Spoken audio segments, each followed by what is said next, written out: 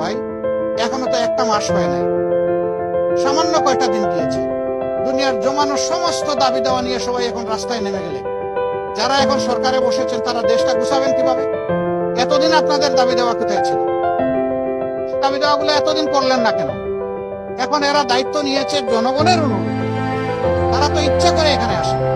তাদেরকে যদি সহযোগিতা না করে এইভাবে ব্যতিব্যস্ত করে তোলা হয়, তাইলে রাষ্ট্র পুনর্গঠন এবং মেরামতের যে কাজটা এটা তো তারা করতে পারবে।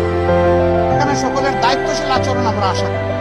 যার যার দাবি আছে একটু ধৈর্য ধরেন, 15.5 বছর যদি ধৈর্য ধরতে পারেন, 2-1 মাস একটু ধৈর্য ধরেন, ওনারা একটু গুছিয়ে আনুক, তারপরে আপনারা স্বাভাবিকভাবে নিয়মতান্ত্রিকভাবে আপনাদের দাবিগুলা তুলে ধরেন।